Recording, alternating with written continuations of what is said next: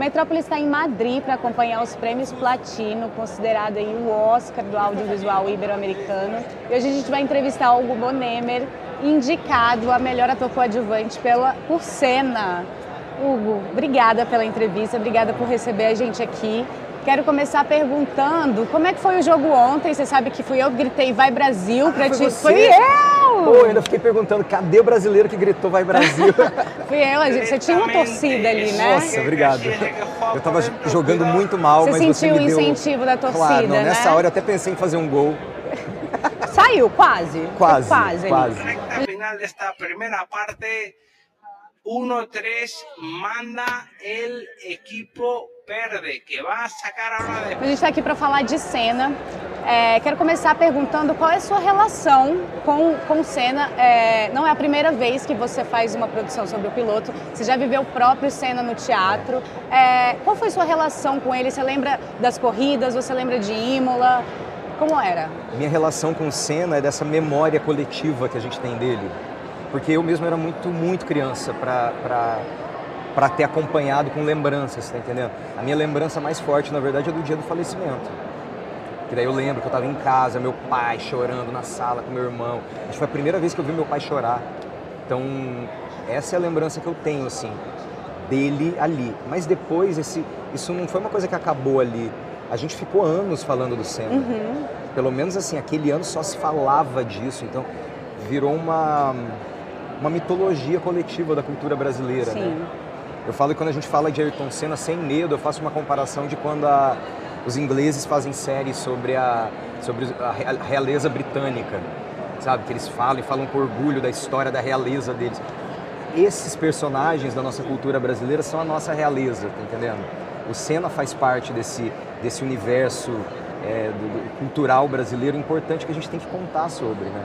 Com certeza. E pra mim, pessoalmente, é um anjo da guarda, né? Ele mudou minha vida, mudou minha carreira.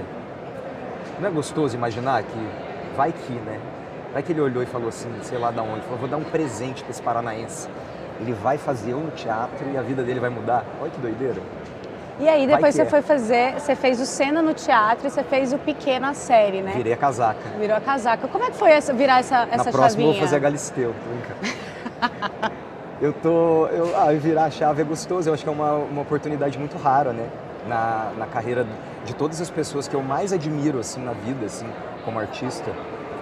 É uma coisa que eu não tinha, vamos dizer, uma referência de alguém que contou a mesma história por dois pontos de vista diferentes. Então, quando eu ouvi falar que ia ter a série, eu estava dentro do Instituto Ayrton Senna, estudando para o musical, para a peça do Senna.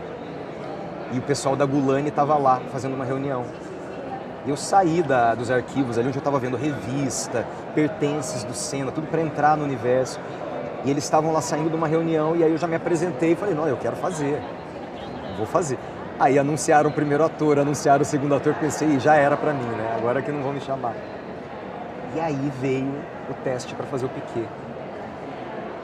E sabe quando parece que assim, eu tava tão conformado que eu não ia fazer parte dessa série, e de repente apareceu a oportunidade, que eu sei que eu tô fazendo exatamente o que era pra eu fazer. Ai, que massa. Sabe quando eu tô fazendo exatamente o papel que era pra eu fazer, com o tempo de tela que era pra eu ter. E olha onde que me trouxe, tô aqui falando com você em Madrid, desse sonho. Me trouxeram de primeira classe, num hotel 5 estrelas e me ofereceram um tradutor. Isso é um sonho, cara, isso é uma coisa muito doida. Agora, para quem não sabe, o Hugo, ele participa de uma cena que tem mais ou menos 1 minuto, né, Hugo? E que aconteceu na vida real, ela foi reproduzida de forma fiel. E aí, com 1 minuto de tela, você está aqui hoje, você foi indicado a melhor ator coadjuvante. Que loucura. Como é que foi? Você recebeu a ligação, falaram com você por e-mail? Como é que foi isso? Você recebeu e falou, eu estou indicado? Eu não entendi direito, porque é uma coisa que eu não tenho vivido antes, né? Então você fica achando que é golpe, você pensa que, sei lá, aqueles e-mails que se você clicar vão clonar tudo. Eu falei, que é isso, gente?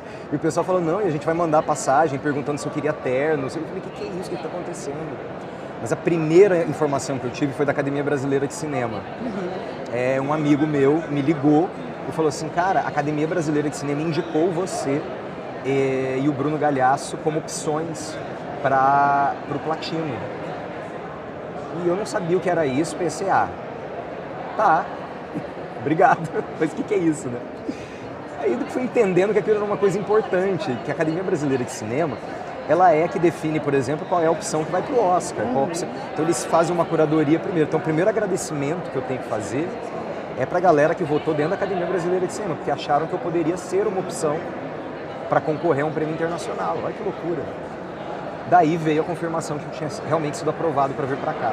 Então passou por uma primeira avaliação e a segunda do próprio prêmio, né? Hugo, como é que foi sua pesquisa para fazer o Piquet? Porque é pouco tempo de tela, mas é um trabalho muito importante, né? Você conversou com eles, com a família? Não porque eu não estou interpretando o Piquet, eu não estou representando quem ele é. Eu não sei quem o Piquet é, eu não conheço ele.